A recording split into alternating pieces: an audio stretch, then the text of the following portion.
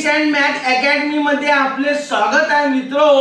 Mechanical properties of fluid या chapter मधला आज आपण ओपन ट्यूब मॅनोमीटर पाहणार आहोत. आणि प्रश्नाच्या स्वरूपात जर आला तर मग साधा सिंपल येते का, describe open tube manometer with neat label diagram. तर ही त्याची आकृती आहे, फिगर आहे, काही सोपा आणि साधा आहे. या मॅनोमीटर मध्ये शुद्ध मराठीत सांगतो, बस त्यालेच इंग्रजी ट्रान्सलेट करायचा आहे. फक्त आपल्या मातृभाषेत याने सहज डोक्यात ठेवा, मनानं लिहिता येते. काहीच राहत नाही फिजिक्स मध्ये. अंकाव त्याचं टेन्शन घेऊन बसले. अरे एक नंबर सांगतो, कधी तुमच्या डोक्यात ताण वाढणार नाही का बा. हा मॅनोमीटर आहे बा, लक्षात ठेवा. याच्यामध्ये काय असते बा, तर या यू शेप्ड एक ग्लास ट्यूब असते की जे लक्षात ठेवा पार्टली फिल्ड आहे, म्हणजे अर्धी सुरती भरलेली आहे, त्याला म्हणते पार्टली फिल्ड. लक्षात ठेवा अशा सोल्युशन न की ज्याचा डेन्सिटी लो असते, म्हणजे सरळ सांगण्याचं तात्पर्य वॉटर किंवा केरोसिन की ज्याची डेन्सिटी फार कमी आहे. लक्षात ठेवा काऊन बा लो डेन्सिटीचं सोल्युशन वापरायचं, लिक्विड वापरायचं, तर याचं कारण आहे बा का लक्षात ठेवायचं. समजते का का बा हा ह्याला आर्म म्हणतात. RARM याला पण आर्म म्हणतात. लो डेन्सिटी असली तर या दोन्ही आर्म मध्ये लिक्विडची लेवल मध्ये खूप जास्त डिफरन्स असतो. एक वर असते तर एक खाली असते. या कारणास्तव लो डेन्सिटीचं द्रावण याच्यामध्ये घेतल्या जाते. मराठीत बोलत आहोत मी, माझं थिंकिंग असंच ठेवतो का नेमकं आहे का आपल्या मातृभाषेत त्याने चांगलं जाणून घेतो. झालं आहे ना, रीडिंग करत राहिल्यानं ते इंग्रजीमध्ये सहज सराव शक्य होऊन जाते आणि मनानं लिहिता येते. एवढं शक्यच नाही पाठवणं. तर बा माझं म्हणणं आहे का या दोन आर्म मध्ये आहे ना, या लिक्विडची जी पातळी आहे, लेवल आहे, याच्यातला डिफरन्स खूप जास्त होईल. कशामुळं बा, तर या लो डेन्सिटी.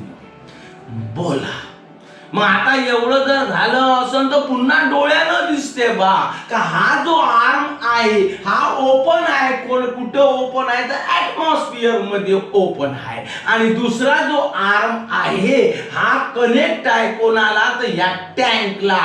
बोला समजलं का? समजते. टँक म्हणा, कंटेनर म्हणा, काहीतरी म्हणा बा. तर मग हा वाला आर्म या कंटेनरला काय बा क्लोज आहे. हा आर्म ऍटमॉस्फिअर मध्ये ओपन आहे, तर हा आर्म या कंटेनरला क्लोज आहे. लक्षात ठेवा त्याला अटॅच करून आहे. बोला की ज्या कंटेनरचं नाव ठेवलं आपण डी. लक्षात ठेवा बसलं का डोक्यात का बा या कंटेनर मधलं प्रेशर पी नच दाखवल्या जाते का जे आपण मोजणार आहोत. हे झालं आपली मराठी. ठीक आहे. मग आता कॉमन सेन्सची गोष्ट आहे. ठीक आहे का मग आपल्या डोक्यामध्ये आलं पाहिजे का हा वाला आर्म ऍटमॉस्फिअर मध्ये ओपन आहे. तर बा ऍटमॉस्फिअरचं प्रेशर या पॉइंट वर राहील, मोकळ्या जागे इथपर्यंत. द्रावणच भरलेला आहे, लिक्विड भरलेला आहे. म्हणजे ऍटमॉस्फिअरचं प्रेशर इथं पडल कोण्या पॉइंट वर. तर लहान असेल तर मोठा दाखवतो, बारीक झाला असा ए. असा ए या ठिकाणी. मग या ठिकाणी जर ऍटमॉस्फिअरचं प्रेशर पडत असेल तर ऍटमॉस्फिअरचं प्रेशर दाखवते काय नंबा, तर P0 न दाखवते. What is P0? तर P0 is the atmospheric pressure at point A. बोलवा नंतर बोलू ना आपण इंग्रजी. बोला समजते का? आपल्याला का करायचं आहे बा, तर आपल्याला आहे ना प्रेशर काढायचं आहे. कुठं काढायचं आहे तर या पॉइंट सी वरच आहे ना. हा एक्सपोज झाला, उघडा झाला. कायच्यात उघडा झाला तर या कंटेनर मध्ये झाला. बोला समजते का? आणि म्हणून तुमच्या डोक्यामध्ये आलं पाहिजे. बसलं का नाही बसलं डोक्यात, तर मा काय म्हणणं आहे का बा हा जो पॉइंट आहे सी आणि हा पॉइंट बी हे बिलकुल एका लेवलवर आहे. आहे ना, हॉरिझॉन्टल लेवल दोघांची कशी आहे बा सारखी आहे. नियम आहे बा जगात, कॉमन नियम आहे का बा इथला प्रेशर प्लेन सरफेस वर इथं प्रेशर म्हणा का इथं प्रेशर म्हणा कसं राहील बा सारखं. म्हणजे इथं असणार प्रेशर आणि इथं असणार प्रेशर सारखं राहील. बोला समजते का? म्हणजे pressure at point B and pressure at point C are same. नंतर इंग्रजीत बोलू. एवढं मराठीत कथानं झालं असून तर 90% तर माहीतच होऊन गेलं. आता याने इंग्रजीत तो कोणालाही बोलता येते हो, याच्यात काय आहे कसं बोलता येते पाय. A manometer consist of U shaped आहे ना ट्यूब, ग्लास ट्यूब म्हणा. A manometer consist of U shaped glass tube समजते, which is partly filled with liquid. ठीक आहे. कसा लिक्विड पाहिजे? Having low density such as water or kerosene. मग इंग्रजीत किती सुंदर बोलताय यार, मराठीपेक्षा चांगलं सांगता येते हो. काय manometer consist of U shaped glass tube which is partly filled with है ना partly filled with liquid having low density such as water or kerosene. काऊन का फायदा झाला लो डेन्सिटीचा? Due to low density there is larger difference between liquid level in two arm. या arm मध्ये या आर्म मध्ये असणाऱ्या लिक्विडच्या पातळीचा फरक पाहिलं रे बा. का इथं एवढी वरता इकडं एवढी कमी आहे. हा फायदा ड्यू टू आहे ना, due to low density there is larger difference between the liquid level in two arms. चल बोल ठीक आहे बा. अरे डोळ्यानं दिसते का one arm is open to atmosphere. हे पाय ओपन आहे atmosphere and other arm is connected to the लक्षाच्या container D in which pressure P is to be measured. याच्यातलं प्रेशर आपल्याला मोजायचं आहे. बोल पा. ॲज दी आर्म लक्षात ठेवायचो. One arm is open to atmosphere. Pressure at point A लक्षात ठेवायचो. Pressure at point A is the atmospheric pressure and which is denoted by P naught. Therefore P naught is the atmospheric pressure at point A. चल बोल पा. ठीक आहे. आता आपल्याला का पाहिजे बा? आपल्याला या पॉइंट वर प्रेशर मोजायचं आहे ना. तर to find the pressure at point C which is exposed to the pressure of the gas in the container. ह्याच्यातलं प्रेशर इथलं काढायचं आहे का जो कुठं आहे तर या कंटेनरशी जोडला आहे. अरे कॉमन सेन्सची गोष्ट आहे का याच्याशी जोडला आहे तर इथलं असणारं प्रेशर आणि इथलं असणारं प्रेशर कसा राहील बा तर सारखा. अरे पुढे येणार आहे का we have to find pressure at point B which is connected to the container D. बोला. मग एवढं जर झालं असं तर मग मी करतो काय बा? काय ना याचं काळाचं आहे तर कोणाची तरी मदत घेतो. कशी मदत घेतो तर ह्या पॉइंटची घेतो. तर consider the point B in the open air. कसा घेतला? ठीक आहे. Consider the point B in the open arm below the point A which is at horizontal level. समजते का?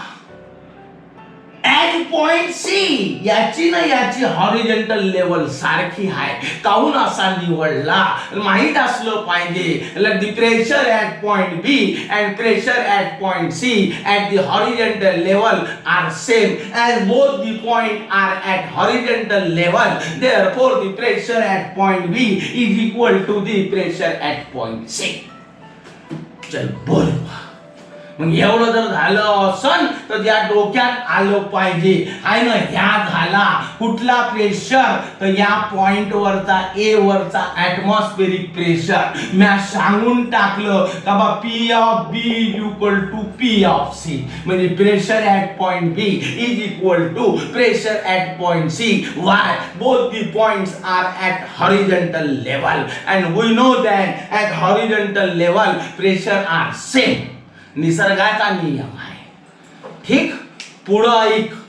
पहा मग मी काय बोलून राहिलो बघा, हे कॉमन सेन्सची गोष्ट झाली. मी तुम्हाला मागच्या व्हिडिओ मध्ये तुम्ही ऐकलं असेल हो, तर ऍब्सोल्यूट प्रेशर आणि गॉस प्रेशर मध्ये शिकवलं. काय सांगलं होतं माहित आहे तुम्हाला का बा, या पॉइंटच्या खाली हा पॉइंट आहे, एवढ्या डेप्थ मध्ये आहे. लक्षात ठेवा, तो गॉस आहे ना, ऍब्सोल्यूट प्रेशर आणि गॉस प्रेशरचं पॉइंट सांगते.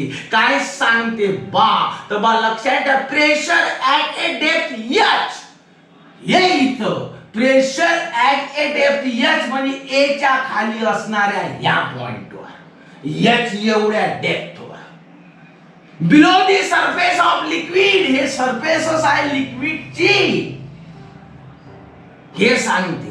Is P equal to P naught plus h rho g, where h is the height or depth, rho is the density and g is acceleration due to gravity. माहित आहे झालं. बोला, what is h? h is the height of the column. समजते का? g is acceleration due to gravity and rho is the density. माहितच आहे. मग एवढं जर झालं असन तर बा मले का पाहिजे, मले हा तर जनरल झाला, मले पाहिजे लक्षात ठेवा या पॉइंट वरचा, तर मी हाच लॉ त्याले लावतो, याच्यासाठी बोलतो. काय बोलता येते, we know that absolute pressure and gauge pressure, लक्षात ठेवा तो pressure at a depth H below the surface of the liquid is given by PB equal to P naught plus H rho G, असं बोलता येते. अरे बा, PB बरोबर कोण आहे, पीसी आहे, तर याच्या ऐवजी भरता येते P C equal to P naught plus h rho g. बोल पा, ठीक आहे.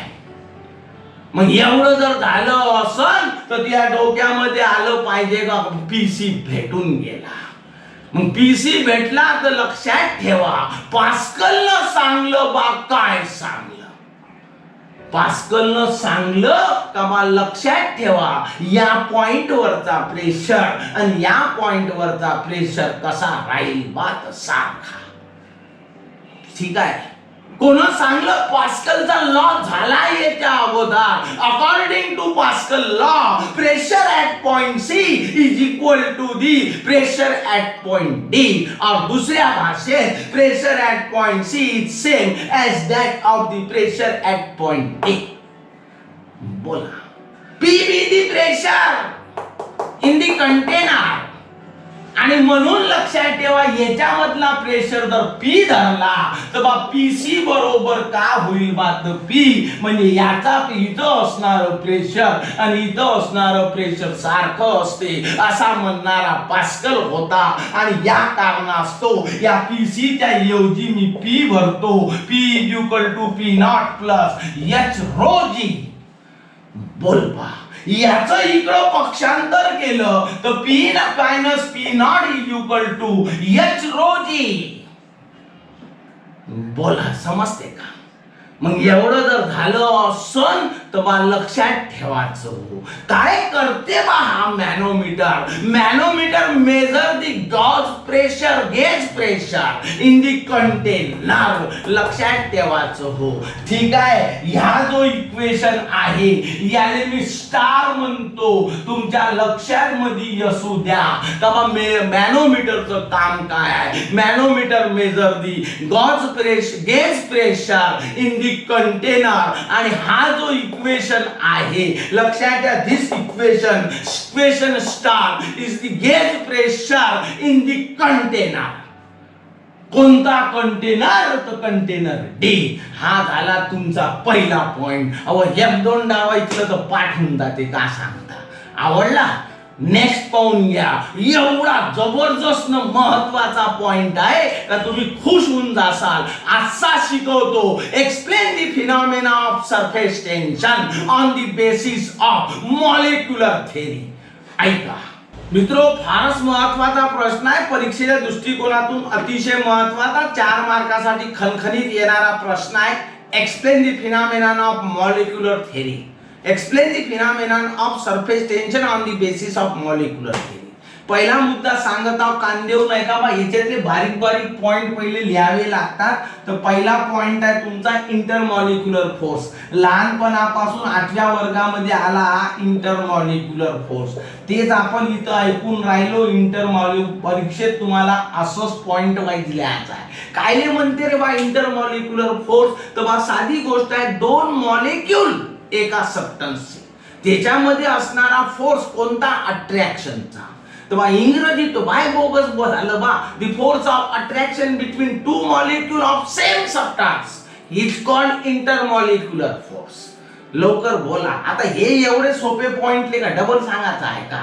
सांगून देऊ. The force of attraction between 2 molecule of same substance, एकाच सबस्टन्सच्या 2 मॉलिक्यूल मध्ये असणारा फोर्स ऑफ अट्रॅक्शनला इंटरमॉलिक्युलर फोर्स म्हणतात. 3 डाव झालं. मग आता एवढं जर झालं असं ना, तर हा जो मॉलिक्यूल मधला फोर्स आहे भल्ला शॉर्ट रेंज फोर्स आहे. इट इज लक्षात घ्या, very short range force. It is effective over very short distance, that is 10 to the power -9 metre. अरे घात पावर -9 आहे. विचार करा किती लहान असेल. ठीक आहे. काय सांगतो, एवढ्याच अंतरावर हा फोर्स इफेक्टिव्ह आहे. बियॉन्ड दिस फोर्स, बियॉन्ड दिस डिस्टन्स, बियॉन्ड म्हणजे त्या पलीकडं, beyond this distance intermolecular force is negligible. याच्या पलीकडच्या अंतरावर म्हणजे असे मॉलिक्यूल असेल तर हा इफेक्ट दाखवत नाही, निग्लेजिबल असतो. या इंटरमॉलिक्युलर फोर्सचे 2 प्रकार, ते पण झाले 11व्या वर्गात. एकाचं नाव आहे कोहेसिव्ह फोर्स आणि दुसऱ्याचं नाव आहे अडेसिव्ह फोर्स. Adhesive force. मग आता एवढं जर झालं असं अडेसिव्ह, बरोबर लक्ष द्यायचा, व्यवस्थित लिहून देऊ. Adhesive, adhesive force. अरे कोहेसिव्ह फोर्स कशाला म्हणतात? तर बा साधी गोष्ट आहे, force of attraction between 2 molecule of same substance. आणि एकाच पदार्थाच्या मॉलिक्यूल मध्ये असणारा जो फोर्स असतो त्या फोर्सला कोहेसिव्ह फोर्स म्हणतात. तर अडेसिव्ह फोर्स कशाला म्हणायचं? Force of attraction between molecules of different substance. या झाला सेम सबस्टन्सच्या मॉलिक्यूल मध्ये असणारा फोर्स. तर या झाला लक्षात ठेवायचो डिफाइन मॉलिक्यूल मधला फोर्स आहे हा, मात्र वेगवेगळ्या पदार्थाच्या मॉलिक्यूल. आणि म्हणून म्हटलं गेलं फोर्स ऑफ अट्रॅक्शन बिटवीन, लक्षात ठेवायचं, molecules of different substances are called adhesive force. Force of attraction between the molecule of same substance is called as cohesive force. लक्षात ठेवा, कोहेसिव्ह फोर्स इज, समजते का, powerful, most powerful than adhesive force. हा strong force आहे तर हा weak force आहे. याच्या तुलनेत हा खूप वीक आहे. ठीक आहे. नेक्स्ट पुढचं ऐका काय सांगत आहोत. पहा मग मी काय सांगतो बा, हे पण आहे, हे तर जनरल पॉइंट झाला का बा, हा मॉलिक्यूल आहे आणि हा मॉलिक्यूल. हा फोर्स ऑफ अट्रॅक्शन कल्पना करा या दोघांच्या मधात इथं दिसत असत. ठीक आहे. आता याने थोडस वाढवलं तर बा इथं आता अट्रॅक्शन राहिलं नाही. जसं जवळ येईल ज्या ठिकाणापर्यंत या फोर्स ऑफ अट्रॅक्शन या 2 मॉलिक्यूल मध्ये लागू पडते त्याला रेंज म्हणतात. रेंज शब्द गेला मोबाईल मध्ये, रेंज नाही आहे आपण म्हणतो, तर तेच कारण.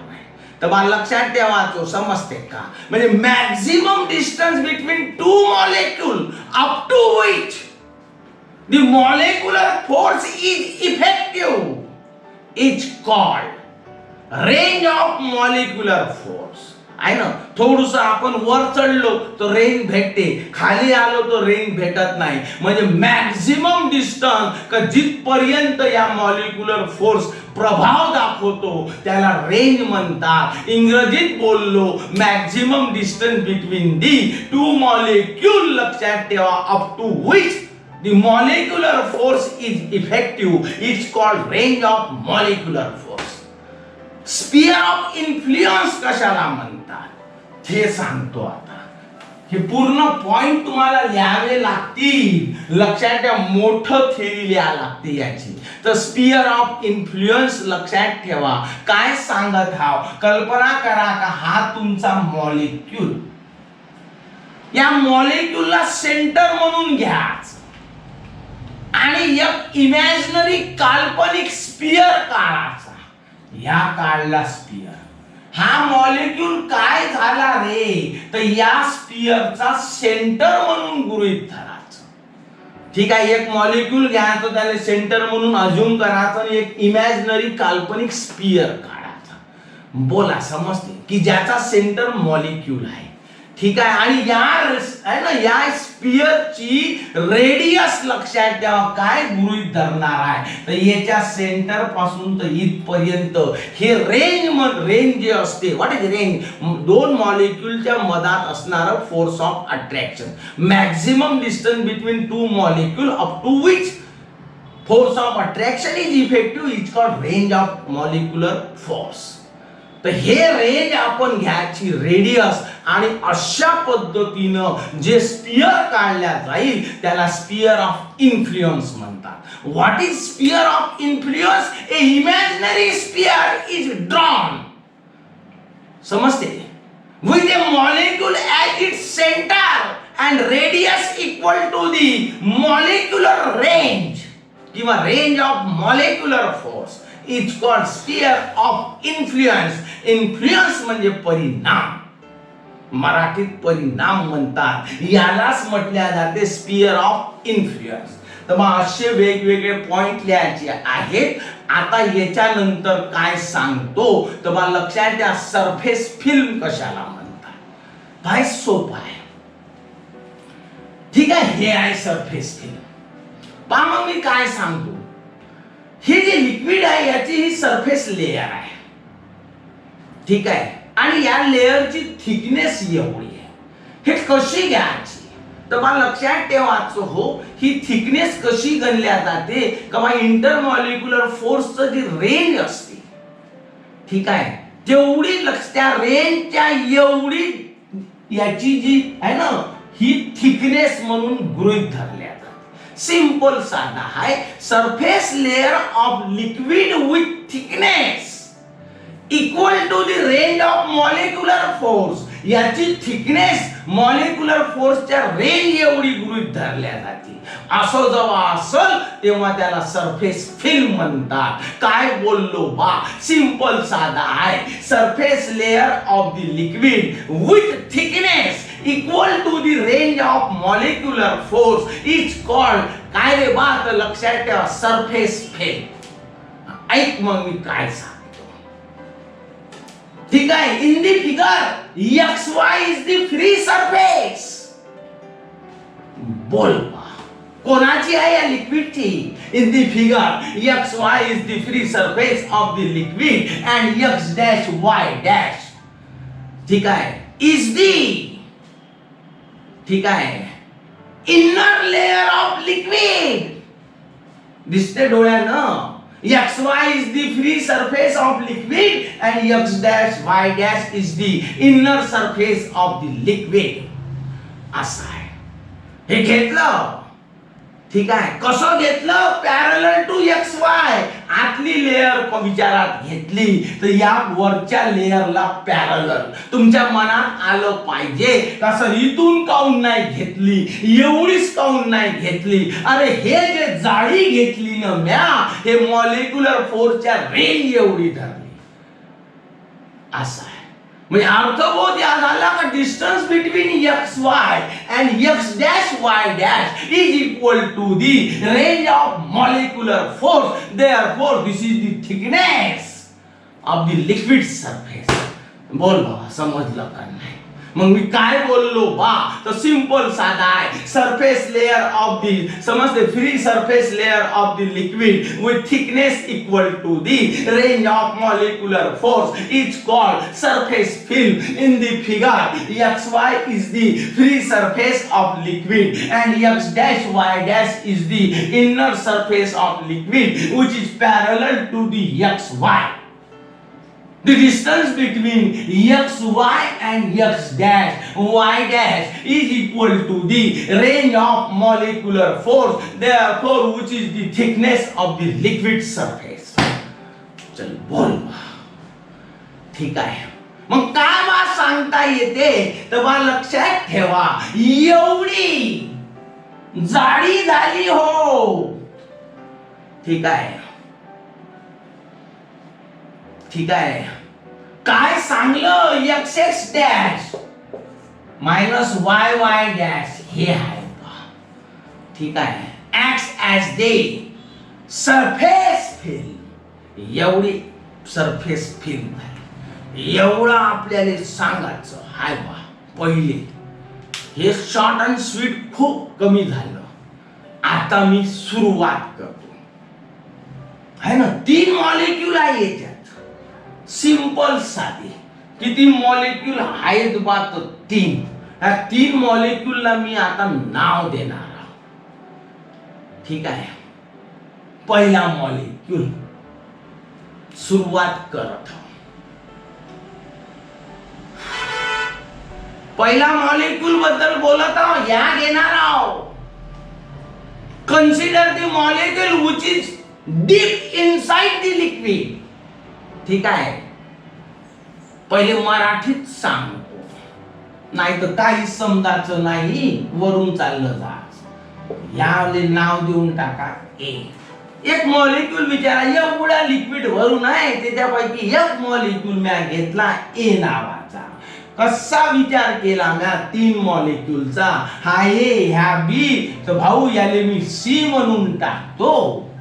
का एक molecule completely deep inside the लिक्विडचा घेतला. एक मॉलिक्यूल असा घेतला तर त्याचा उलीचा पार्ट कुठं आहे?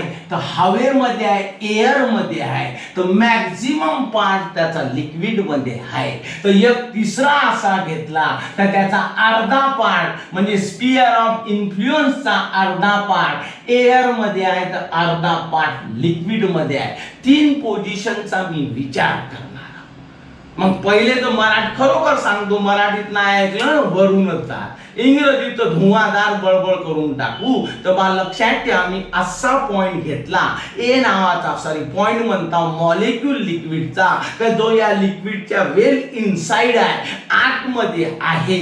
याचा हा झाला, या मॉलिक्यूलचा हा झाला स्पियर ऑफ इन्फ्लुएन्स. मॉलिक्यूल या आहे बा, नाही तर वांधान सांग या. याचा हा एवढा स्पियर ऑफ इन्फ्लुएन्स आहे. मॉलिक्यूल लिक्विडच्या आतमध्ये आहे, तर याचं स्पियर ऑफ इन्फ्लुएन्स सुद्धा लिक्विडच्या आतमध्ये आहे. बोला इकडं आजूबाजूला का आहे रे बा? तर पूर्ण लिक्विडचे मॉलिक्यूल आहे. ठीक आहे. हे जे लिक्विडचे मॉलिक्यूल आहे, अदर लिक्विडचे मॉलिक्यूल सिमेट्रिकली डिस्ट्रीब्युटेड आहे या मॉलिक्यूलच्या भोवती. इकडं हाय, इकडं हाय, इकडं हाय, इकडं हाय, इकडं हाय, खाली हाय. ठीक आहे. म्हणजे प्रत्येक मॉलिक्यूलशी हा मॉलिक्यूल बांधलेला आहे. एकाच लिक्विडचा हा मॉलिक्यूल, इकडला दुसरा मॉलिक्यूल, म्हणजे दोन्ही लिक्विड मॉलिक्यूल आहे, एकाच पदार्थाचे आहे.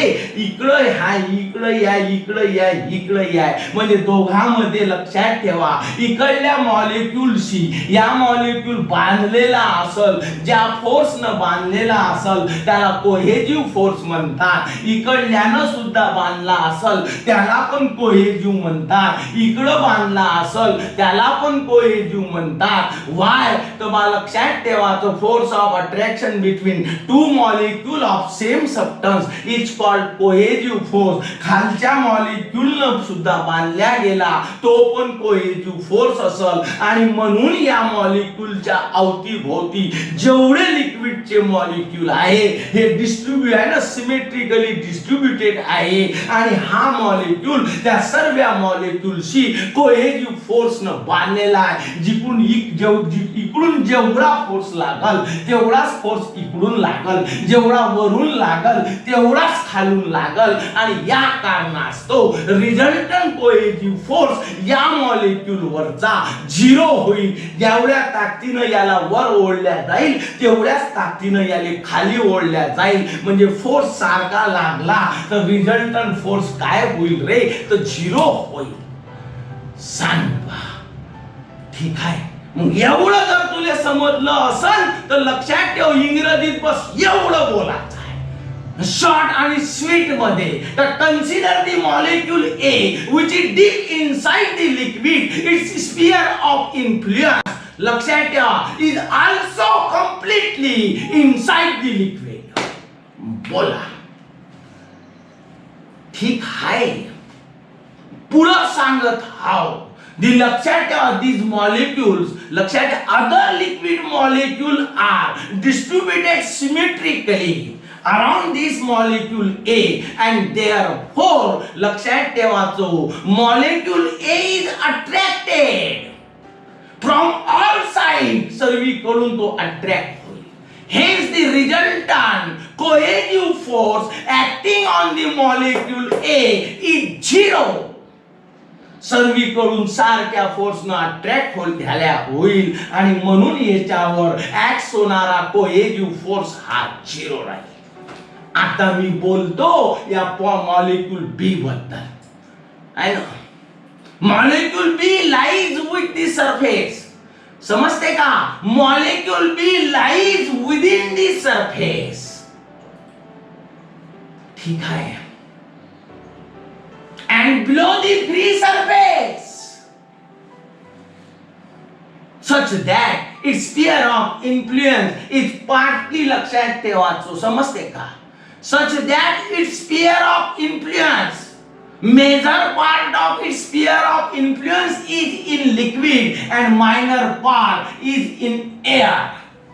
असा मॉलिक्यूल घेतला, या सरफेस वरचा, फ्री सरफेस वरचा मॉलिक्यूल बी काय बडबड करत आहो, consider the molecule B within the, लक्षात ठेवा, free surface of liquid. Its, लक्षात ठेवाचो, मेजर पार्ट, लक्षात ठेवा, major part of sphere of influence is inside the liquid and minor part is in the air. बोला, समजते. मायनर मेजर नाही आठवला बा तर बिघडलं कुठं, काही टेन्शन नाही घ्यायचं आहे. अरे बा, स्मॉल वाटते शब्द ऐकला का नाही ऐकला, ठीक आहे, बसलं का डोक्यात. लार्ज पार्ट म्हणानं, oh large part of sphere of influence is inside the liquid and small part of sphere of influence is in the air.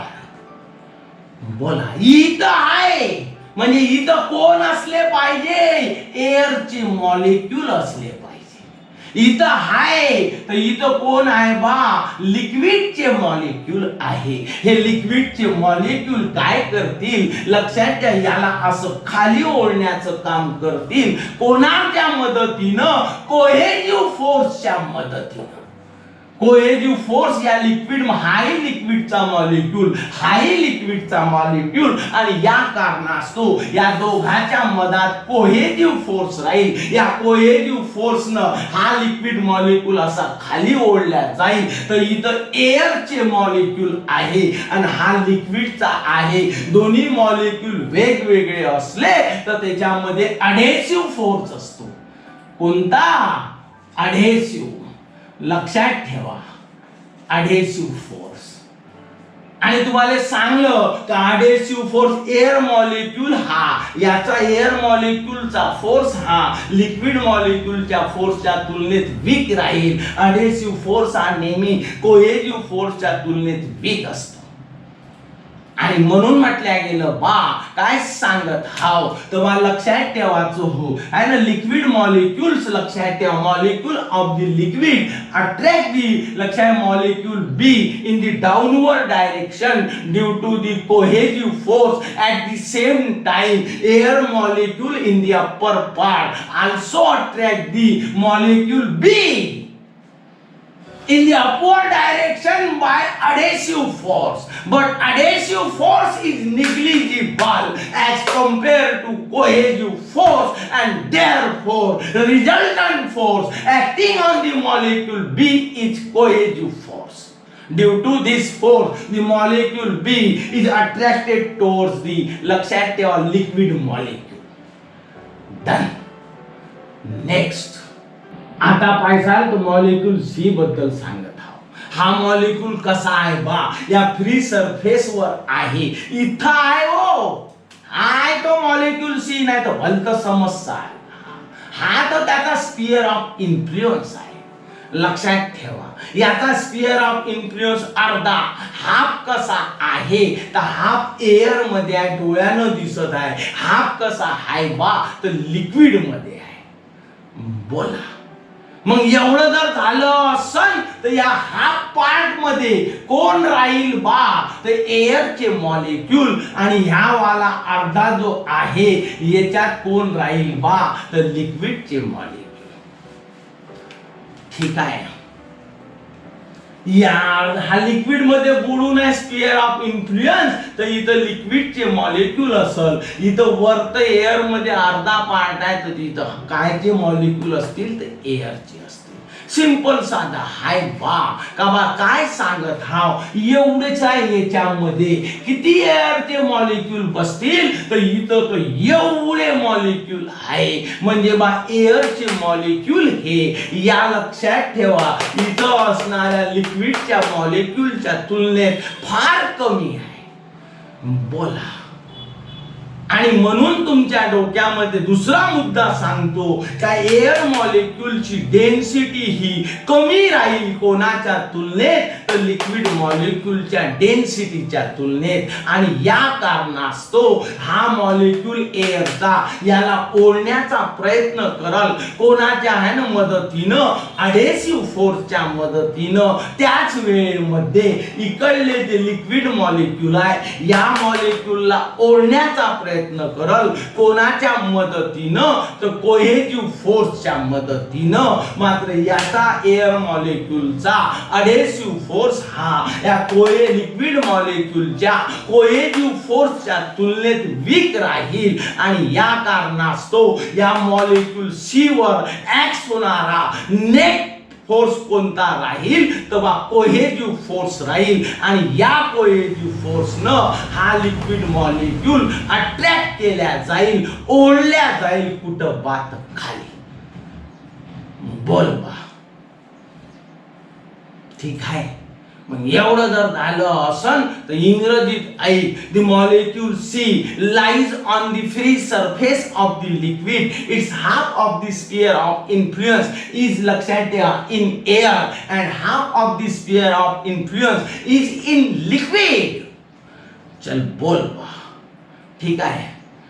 काय सांगलं upper half contain air molecule and lower half contain liquid molecule. Number of air molecule in the upper half of the sphere of influence is much less than as compared to the number of liquid molecule in the lower part of sphere of influence. Why? Because density of air is less than that of density of liquid. Hence the adhesive force of air molecule. लक्षात ठेवा है ना. Adhesive force of air molecule try to pull the लक्षात ठेवा liquid molecule is much weaker than cohesive force of liquid molecule which tries to pull the molecule inside the liquid. या cohesive force मुळे हा आतमध्ये ओढल्या जातो. बोला. And therefore लक्षात ठेवायचो net resultant force acting on the molecule C is also cohesive force. Due to this force the molecule C is directed into the liquid. ठीक आहे. मेन सर्वात या पॉइंटचं काही समजते हे सांगत. याच कारणास्तव या सरफेस फिल्मवर जेवढे मॉलिक्यूल असतात लिक्विडचे ते पुल्ड केल्या जातात. कोणाच्या मुळे इकडं अडेसिव्ह फोर्स आहे, इकडं कोहेसिव्ह फोर्स आहे. अडेसिव्ह फोर्स एअर मॉलिक्यूलचा वीक ठरतो कोणाच्या तुलनेत, तर या लिक्विड मॉलिक्यूलच्या कोहेसिव्ह फोर्सच्या तुलनेत. आणि म्हणून या सरफेस फिल्मवरचे मॉलिक्यूल पुल्ड केल्या जातात. कुठं? तर इनसाइड द लिक्विड. हे कारण आहे. आणि सतत इकडं होळत असल्या कारणास्तव लक्षात ठेवा इथं असणाऱ्या मॉलिक्यूलची संख्या, लिक्विड मॉलिक्यूलची संख्या कुठं? तर या सरफेसवर सतत मिनिमाइज होत असते. शब्द लक्षात ठेवा, कमी होत असते. ठीक आहे. आणि या कारणास्तव हे सतत इकडं होळल्यामुळं इथले मॉलिक्यूल कमी होत असल्या कारणास्तव ही सरफेस फिल्म अशी ताणलेली अवस्थेत असते. भरपूर मॉलिक्यूल असते तर सैल राहिली असते. इथले मॉलिक्यूल सतत खाली ओढल्या जात आहे. या कारणास्तव ही सरफेस फिल्म स्ट्रेच अवस्थेमध्ये असते. हे त्याचं कारण आहे. ऐकून घे भाऊ आता. ठीक आहे. काय सांगलं बा महत्वाचा मुद्दा है ना. तर मला लक्षात ठेवा तो मॉलिक्यूल इन द सरफेस. समजते का? Molecule in the surface film are pulled inside the liquid. Therefore, लक्षात ठेवायचो this minimizes the total number of molecule in the surface film. As a result of this, the surface film acts as a stretched membrane. ताणलेल्या मेम्ब्रेनच्या अवस्थेत असते. डोक्यामध्ये आलं पाहिजे का या surface film मधले मॉलिक्यूल सतत खाली चालले म्हणजे इथल्या मॉलिक्यूलची संख्या कमी होत चालली. म्हणून हे सरफेस फिल्म सतत टेन्शन मध्ये राहील. बोला. ठीक आहे. नंबर ऑफ लिक्विड मॉलिक्यूल लक्षात ठेवायचो pulled inside the liquid and therefore minimizes the number of molecule in the liquid in the surface film. Due to this reason, लक्षात ठेवा tension is developed in the काय रे बात लक्षात ठेवा surface film and this tension is called as surface tension. Due to this tension, the surface film acts as a stretched membrane. And elastic membrane आहे हा stretched elastic membrane. ठीक आहे. सर्वात महत्वाचा लास्ट पॉइंट हे लिहायचं नाही याच्यात. हे व्याख्या विचारली तर द्यास लागेल. What is surface tension? Surface tension लक्षात घ्या इज द टेंजेन्शियल फोर्स. हे एवढी सरफेस आहे. हे एवढी असं एवढी सरफेस आहे. याच्यावर ऍक्ट होणारा फोर्स आहे. कोण बात? Surface tension. Tangential force acting per unit length. एवढ्या याच्यावर ऍक्टिंग पर युनिट लेंथ एक एकक एवढ्या लांबीच्या लेंथवर ऍक्ट होणारा टेंजेन्शियल फोर्स. सरफेस म्हटल्यानंतर हे झाली सरफेस. तर एक इकडून आहे बा, एक इकडून आहे म्हणजे बा लक्षात द्या त्याला दोन सरफेस असतात. ठीक आहे. हे तर मी कल्पना केली म्हणजे हे इमॅजिनरी लाईन आहे ज्याला दोन सरफेस एक इकडून नाही एक इकडून. आणि म्हणून म्हटलं गेलं surface tension is defined as the tangential force per unit length on both side of imaginary line drawn on the free surface. Drawn on the free surface of the liquid. किती सिंपल आणि बढिया आहे. जर पूर्ण theory ऐकली तर व्याख्या तर एका क्षणात समजते. सरफेस टेन्शन इज दी है ना tangential force per unit length on both sides of imaginary line drawn on the free surface of the liquid. It is denoted by T and is denoted and is given by formula F upon L. अरे जे व्याख्या म्हटलं force per unit length तोच त्याचा formula आहे. ठीक आहे. याचं बा लक्षात ठेवा. एसआय आहे ना डायमेन्शन का राहील तर डायमेन्शन राहील m1 l0 t-2.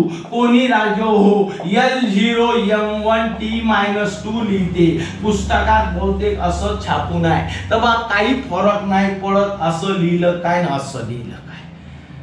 बोला. एवढं जर झालं असेल मित्र, माझा पॉइंट आवडला असेल तर मला लक्षात ठेवा आहे ना. माझा व्हिडिओ पहा, आनंद घ्या, अभ्यास करा. वेळ फार कमी आहे. आवडला असेल लाईक करा, शेअर करा, सबस्क्राईब करा, मित्रांना सांगा पाहण्यासाठी आणि मन लावून अभ्यास करा. ठीक आहे. आणि शेवटलं सांगतो घंटी वाजवा. नमस्कार.